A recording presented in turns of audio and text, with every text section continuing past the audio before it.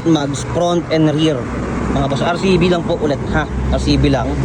Tapos bago yung ikakabit natin kay sir. Sorry, ito 67 lang oh. Bagong bago mga bossing. Dito po tayo sa sa Concepcion, San Jose, Batangas.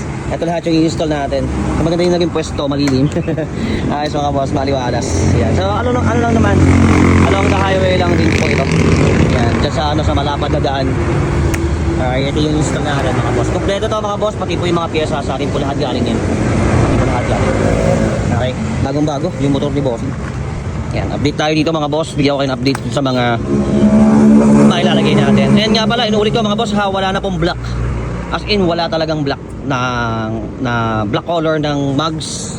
Ang available lang po is color white lang. Puti lang po yung available. Kung gusto nyo po ng black, ipapa-powder coat po natin. Kung gusto nyo lang naman po, syempre yung sa powder coat mga boss ay may additional po yun. Magdadagdag po kayo ng sa black color, 1,800 to 2,000 pesos. Depende po sa pupuntahan natin na gagawa ng powder coating. Okay. Then ito lahat. Mga CNC mga boss, yung ikakapit po natin ha. CNC brake panel, tapos CNC flange hub. Yan.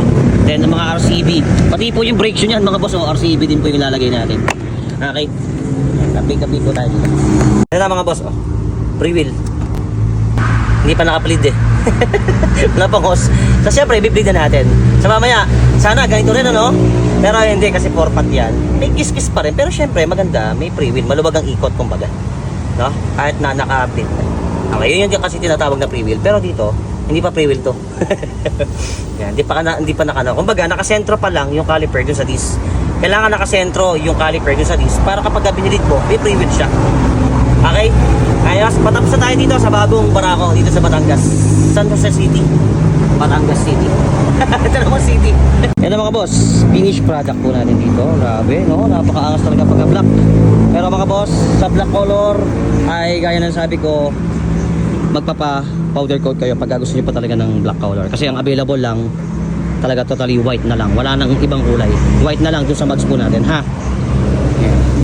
Finished product, kaya ito na yung sticker. Hey bossing. Ay, ito pala mga boss, yung pinagpalitan ni sir. 67 Odo ha, 67 Odo mga boss. Yan, 67 Odo. Magsi 68 na. Lahat ng pinagpalitan ni sir sa mga taga Batangas mga boss. Dito sa, lalo na dito sa San Jose, malapit lang sa Concepcion si boss. Sa Concepcion Purok 5 si bossing. Yan, eto mga boss, bagong-bago lahat, bagong-bago, kita nyo naman. Saan itong maskara na yan? Hindi kasama. Basta lahat nung tinanggal natin dito. Ito, dito, sa kanan, yung gulong, harap, at likod. Yan, kasama yan, pati yung mga kable. Yan, yung mga kable. As in, lahat-lahat. So, kayo na po bahalang mag-usap ni sir dun sa presyo. Punta lang po kayo dito kay sir. Yan, dito si sir. Yan, makikita niyo po si sir. Inwell. Yes, right, mga boss. Nice. Ganito. Panalo sir, pero sa unahan lakas sa una. Sa likod sir. Ayos. Mga boss, finished product mga boss, napakalupit mga boss ng black color.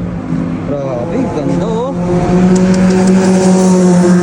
Yung size ng gulong mga boss, doon sa magtatanong, ang size ng gulong na to 90-90 to, ayan 90-90. Tapos doon sa harap 80-90 yung size ng gulong. Ganda ng size ng mga boss, para sa yeah. Ganda ng forma mga boss, bagong bago.